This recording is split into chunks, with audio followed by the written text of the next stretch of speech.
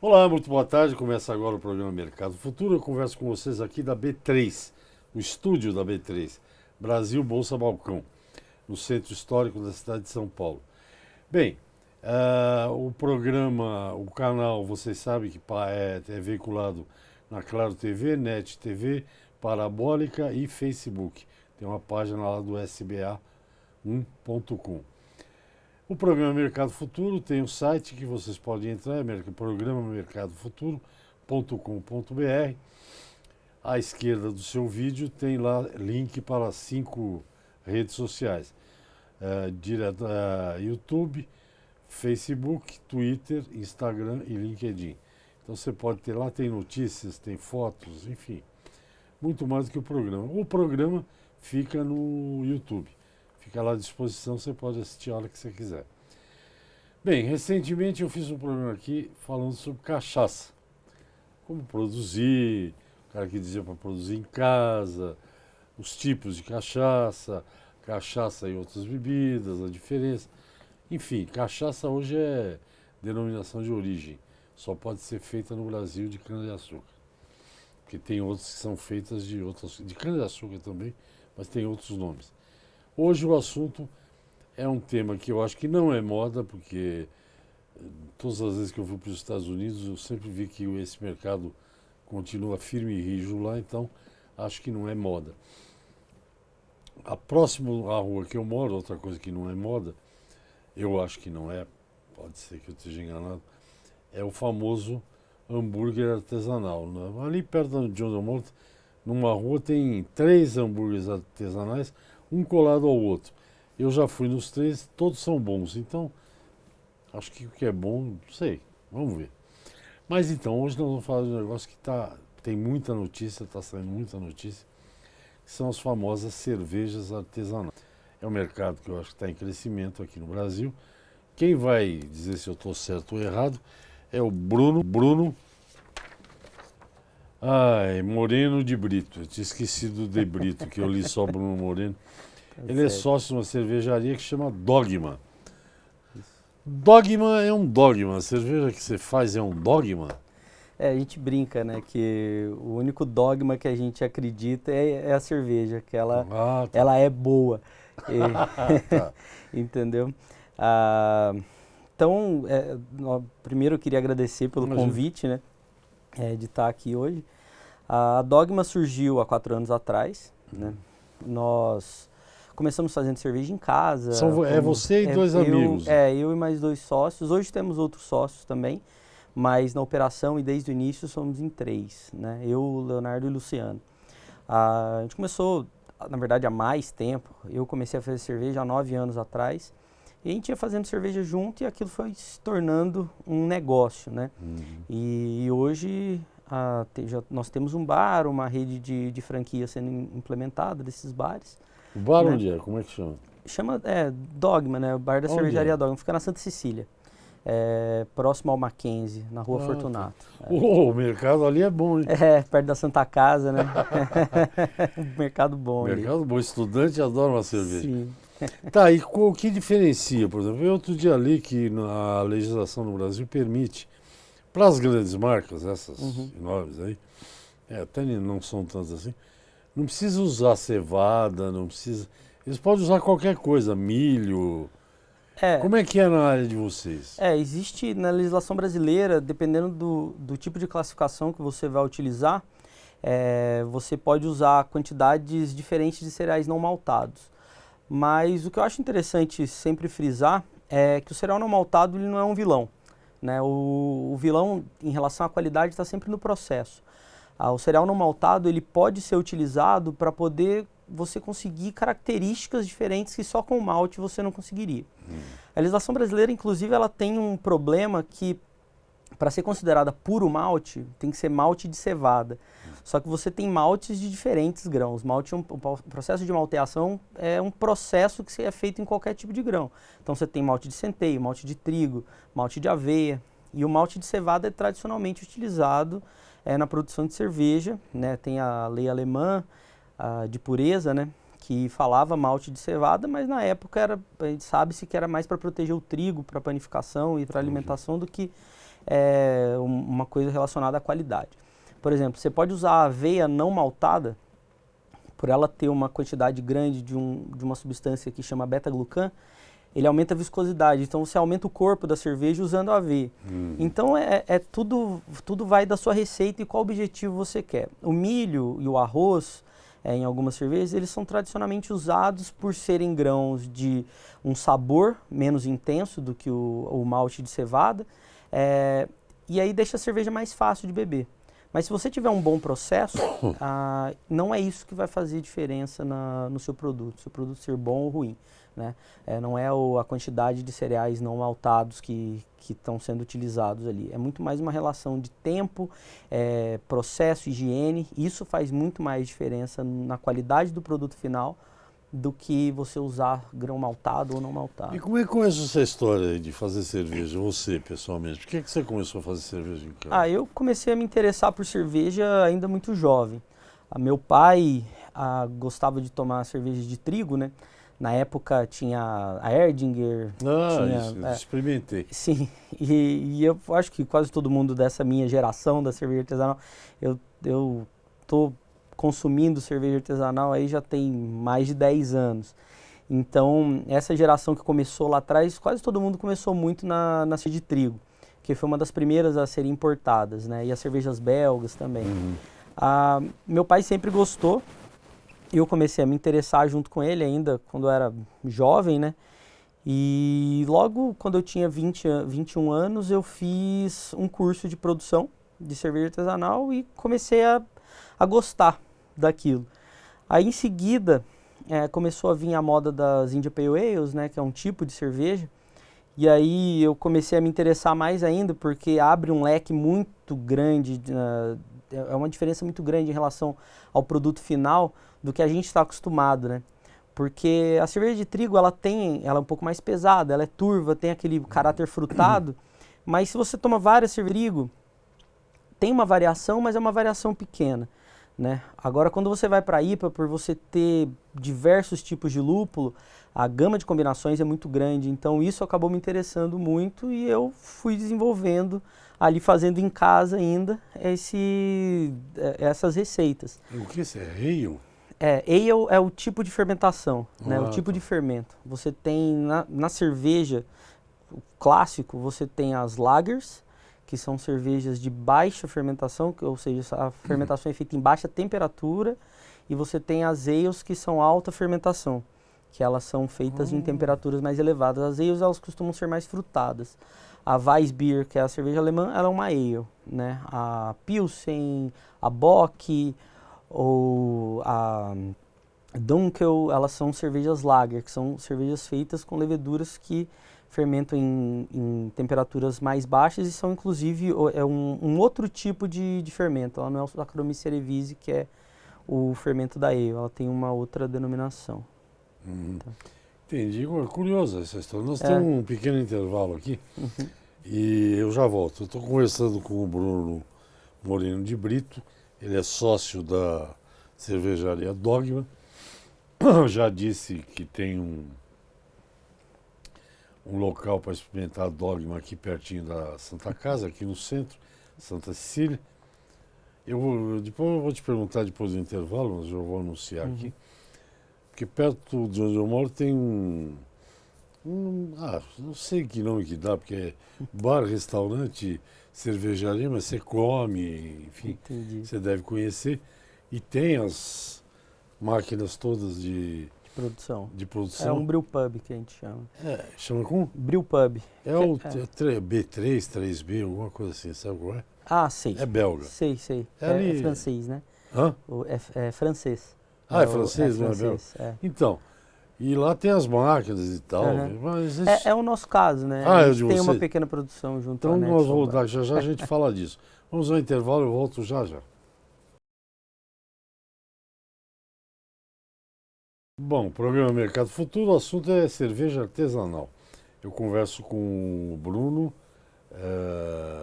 oh meu Deus, Moreno de Brito. Esqueci, sempre o de Brito não gravei ainda aqui. Escapa, né? Então, mas aí, por exemplo, a Dogma. A Dogma tem, pelo que eu entendi, vocês têm uma série de produtos. Sim. Como é que é feito isso? Vocês fazem, provam, você e teus amigos, teus sócios? Hoje nós temos... Vocês sabem o que o mercado quer, não Sim, sabe? Como é que é? hoje nós temos 184 produtos diferentes em produção rotativa. O mercado de cerveja artesanal ele é um mercado muito relacionado à novidade, né? O consumidor de cerveja artesanal ele gosta de novas experiências. Então, por isso, a gente procura o tempo todo trazer novas experiências para esse consumidor.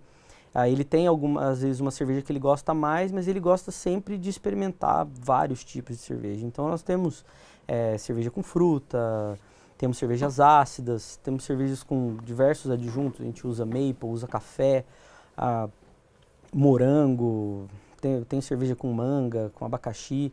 Então, o consumidor ele gosta muito esse consumidor atual da cerveja artesanal, ele gosta muito de ter novas experiências o tempo todo. Eu acho que é muito dessa geração nova agora de querer o tempo todo experimentar coisas novas, né? Então, a gente tem que se adaptar a isso. O que acaba acontecendo eu testo mais as técnicas, né? E aí eu já tenho mais ou menos na minha cabeça o que eu preciso fazer para atingir tal resultado. A gente tem uma fábrica anexa ao nosso bar aqui na Santa Cecília. É uma fábrica pequena, são tanques de 500 litros. Então a gente faz uma série de experiências ali. Tem tanques menores também para experiências mais pontuais.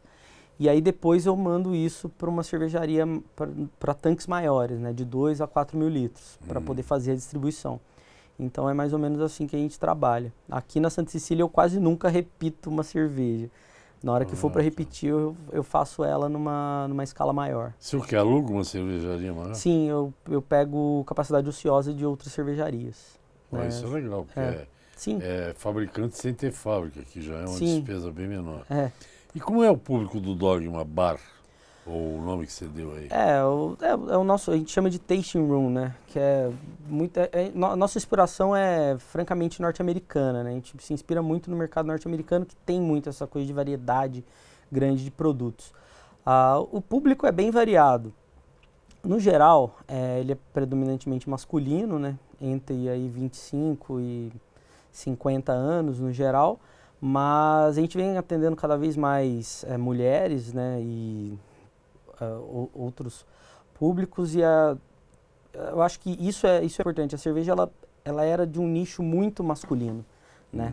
E hoje a gente tem todos os tipos de pessoas querendo consumir esse produto e democratizando, né? Então essa é uma preocupação que a gente começou a ter dentro do bar, para que todo tipo de público se sentisse à vontade ali. Porque às vezes mulheres ou, por exemplo, homossexuais não ficam tão à vontade num ambiente predominantemente masculino por causa de preconceitos que existem dentro da nossa sociedade. E aí essa é uma coisa que a gente começou a tomar muito cuidado no nosso atendimento e também do nosso público, né? A gente não aceitar que esse tipo de coisa aconteça dentro do nosso bar. Essa foi uma coisa que a gente percebeu que às vezes acontecia, e a gente viu que a gente precisava começar a tomar uma posição em relação a isso, porque todo mundo precisa se sentir à vontade, precisa se sentir bem atendido e precisa se sentir bem-vindo ali naquele ambiente. Então essa é uma coisa que a gente começou a perceber e começou a se adaptar a isso. E com ela você vende também fora do bar? Vendo também. Engarrafado? Vendo predominantemente em lata, né? Em lata? Em lata. A gente...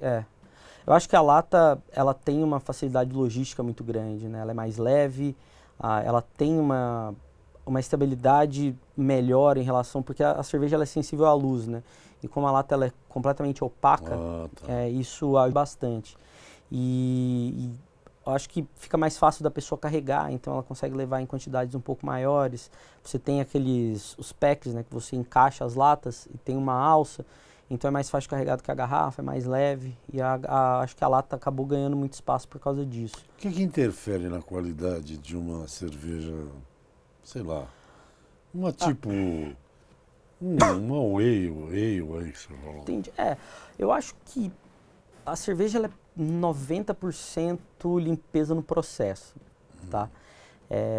Você precisa ter uma boa asepsia de equipamento, uma boa asepsia de fábrica, a fábrica tem que estar sempre limpa, diminuir pontos de contaminação, que isso é é o que acaba estragando a cerveja. Quando a gente faz cerveja em casa, a gente brinca que todo mundo está muito preocupado com a receita. Mas o que vai determinar se a sua cerveja é boa ou ruim é a sua asepsia. Porque se ela contaminar, ela vai ser ruim, independente da sua receita. Mas uma cerveja bem feita, um processo bem estruturado, é o que faz uma cerveja ser boa, uma cerveja ruim. Geralmente, o problema está na fermentação. A maior parte dos defeitos que um produto pode ter são defeitos relacionados à fermentação. O que tem numa cerveja? Água, cevada lá. Malte. Malte. Água, malte, lúpulo. Malte e lúpulo. E lúpulo. Fermento. Toda cerveja vai isso, né? Fermento. E fermento. E qual o processo que ela passa? Esquenta, esfria, como é que é? O primeiro processo é o que a gente chama de braçagem, né, que é o processo de produção a quente. O malte, né, esse que é o grande diferencial do malte. O malte, ele é um grão que teve o seu processo de germinação iniciado e esse processo foi interrompido. Com o processo de germinação iniciado, você tem a produção de enzimas que a planta iria usar para poder iniciar o seu processo de crescimento. Só que quando você corta, você tem essas enzimas e continua ali com uma coisa que parece um grão, né? Então, essas enzimas, quando você cozinha o grão em temperaturas específicas, ela vai transformar o amido que existe dentro dessa semente ali do grão em açúcar. E o açúcar é fermentável. Então, o primeiro processo é esse processo que nós chamamos de braçagem, que é o processo a quente. Então, primeiro a gente cozinha esse grão, esse malte, em temperaturas específicas para transformar o amido em açúcares fermentáveis, né?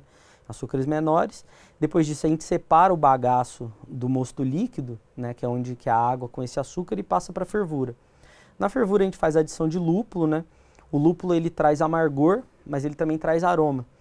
E aí, durante a fervura, você tem uma transformação de alguns compostos que não são amargos e eles passam a ser amargos.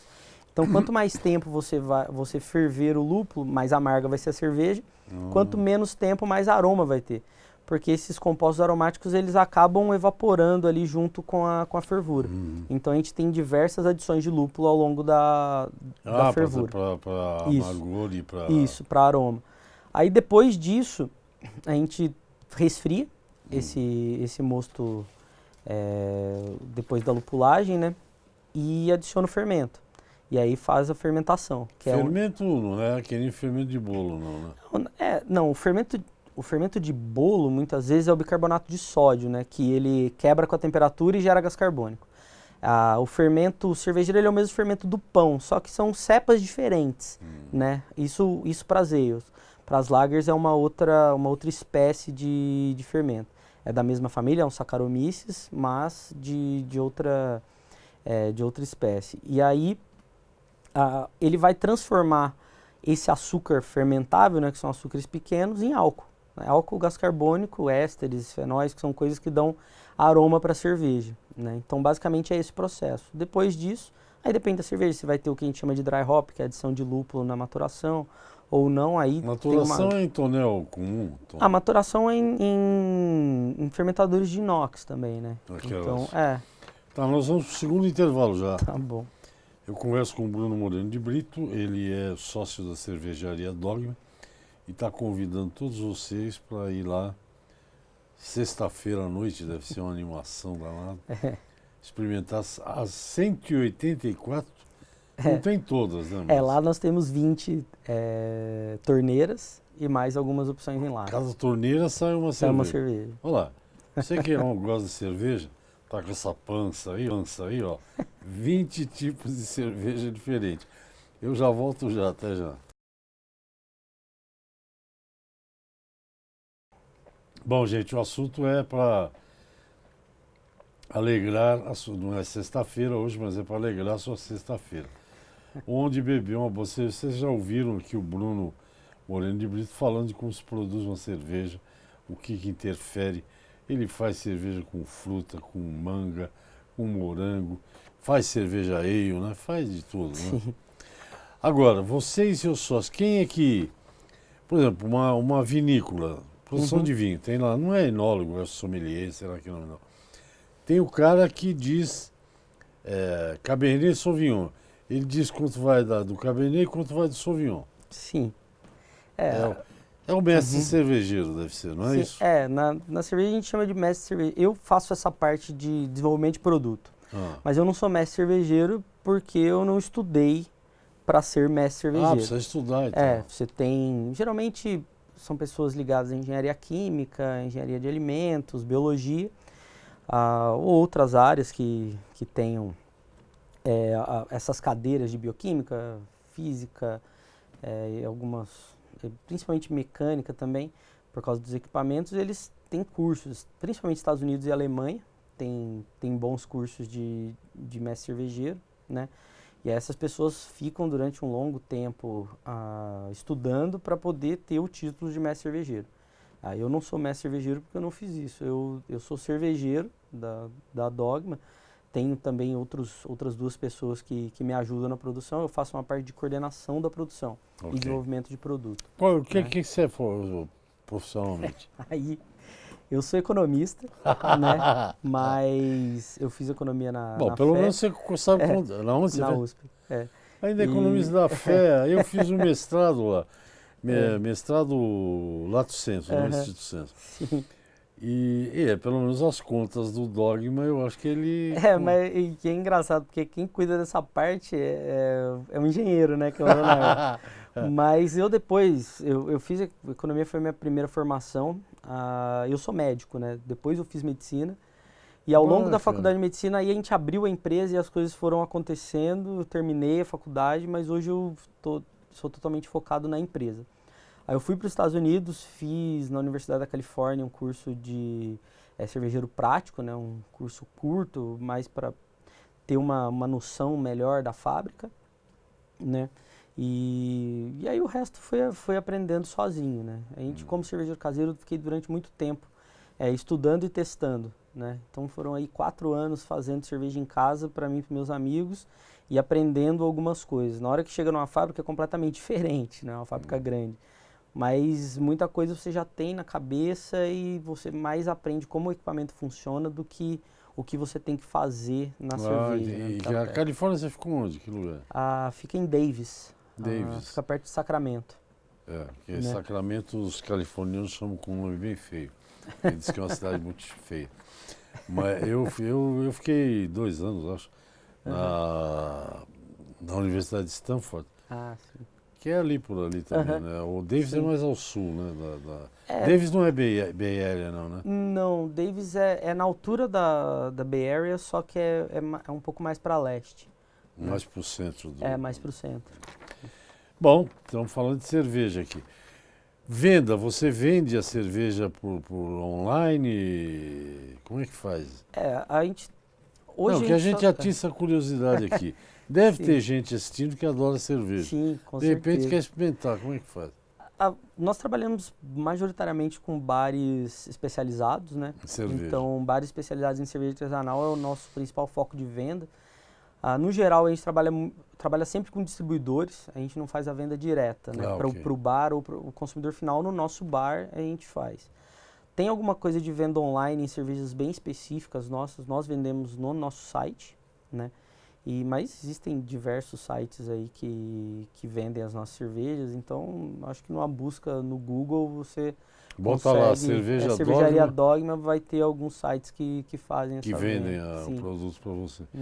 E, por exemplo, vinho fala-se muito, né? Eu não sou enólogo, nem fiz nenhum curso desses aí, mas aí eu adoro aquelas histórias de coma, sei lá, St. Peter, que é o peixe comum, a tilápia. Harmonize com vinho tal. A cerveja também tem essas coisinhas para harmonizar com churrasco, com feijoada. Eu acho que cada bebida, né, ela tem uma composição que vai acabar ajudando na harmonização, né? Você falou do vinho, por exemplo. Eu não conheço muito de vinho, mas o vinho tinto ele tem compostos que fazem ele harmonizar mais com certas coisas do que o vinho branco que harmoniza com outras, né? Certo. A cerveja ela tem uma gama muito grande. Hoje nós temos mais de 150 estilos de cerveja, né? Então, por exemplo, uma India Pale Ale, por ela ser uma cerveja mais amarga e ela ter o isoalfácido que dá amargor, ele ajuda a quebrar também a gordura dos alimentos. Então, alimentos gordurosos vão um pouco melhor com a India Pale Ale. As sobremesas muitas vezes harmonizam melhor com cervejas mais doces para que você consiga, a cerveja ter uma estrutura para aguentar o dulçor da sobremesa, né? Ou então cervejas mais leves, com saladas e etc. Eu não sou sommelier de cerveja, existe isso, né? O sommelier de cerveja ele é o profissional que vai saber melhor do que ninguém como que é que funciona isso. Eu sou mais focado na produção. Então eu não consigo dar tantas dicas assim, mas a minha cabeça mas dá para harmonizar. você harmoniza. Sim, com certeza. Não, eu, por exemplo, eu não entendo nada de vinho, mas, por exemplo, quando eu vou fazer carne que tem que ficar no molho 2 dias, vinho d'alho lá, eu não gosto de usar vinho branco, eu uso vinho tinto, acho que dá mais sabor, mais perfume, aí é gosto, né? Bom, gente, é o seguinte, quanto tempo nós temos? 2 minutos, 1 minuto? 2 minutos. O Bruno Moreno de Brito é um cervejeiro, sócio da cervejaria Dogma. Eu vou comprar uma cerveja Dogma. Qual que você me aconselha? Eu já te falei o que eu gosto de beber. Eu acho que uma Double IPA nossa, como a Citra Lover, por exemplo, ou a Rizoma, né, que são 2 cervejas que nós produzimos. Eu vou marcar aqui. Depois eu marco. As India Pale Ales, elas são cervejas mais amargas, um pouco mais encorpadas do que o normal. E aí a gente tem a Double India Pale Ale, que ela é ainda mais alcoólica e ainda mais intensa. Tem uma você está me chamando do quê? De alcoólatra? Não, que você disse que gosta de bebidas intensas. Não, né? eu gosto de bebida mais forte. Sim. Né? Então... quem sabe a gente vai um dia lá, hein, Kleber? Vamos lá um dia no Dogma, aqui pertinho. Tem o que você toma cerveja, mas dá para morder alguma coisa lá. Lá tem. Nós temos algumas porções e sempre tá tem um food truck na porta ali para quem tá um pouco mais de fome. Ele falou que ele, quando era jovem, né? Se ele não é jovem. Eu, quando era jovem, isso já faz alguns séculos, food truck chamava-se comida de trailer, que é a mesma coisa. Só que agora ficou chique, é food truck. Tem até perto da USP ali um lugar que fica cheio de food truck. O Food Park. Food Park, olha que chiquérrimo. Bom, Bruno, vamos acabar o programa. Muito obrigado. Você quer dar o site da tua cervejaria? Sim, aproveita. www.cervejariadogma.com.br. E aí tem o e-mail de contato, né, que é contato@cervejariadogma.com.br. Lá tem todas as informações, todos os nossos rótulos estão descritos. A gente está com um programa de franquias agora, iniciando a implementação. Lá tem todas as informações mais relevantes. E aí, entrando em contato, a gente vai caminhando no processo e dando mais detalhes em relação a isso, né? Então, eu chamei o Bruno aqui, quer dizer, topei que o Bruno viesse aqui, para entender um pouco. Eu fiz um programa de cachaça e é interessantíssimo, é um mundo, é outro mundo. Para entender o processo, porque eu tinha lido essas coisas que no Brasil faziam cerveja até de capim gordura. Eu queria entender um pouco do processo, é super interessante. Legal. Quer dizer, como, por exemplo, só para a gente concluir aqui, eu estava lendo outro dia sobre gin, né? O gin que hoje se faz no Brasil de boa qualidade e tudo. O gin é erva, você escolhe a erva que você quiser. Exatamente. Que nem você faz cerveja de morango, Sim. de manga, de limão, do que quiser, né? É. Bruno, muito obrigado. Adorei a conversa. Vou Obrigado. combinar com o Kleber aí, que está aí do outro lado. Vamos um dia comer lá um queijinho Vamos e tomar uma Dogma Legal. de qualidade. Muito obrigado, até a próxima. Obrigado a você. Gente, é isso. Até amanhã. Amanhã tem mais programa Mercado Futuro. Obrigado pela atenção. Tchau, tchau.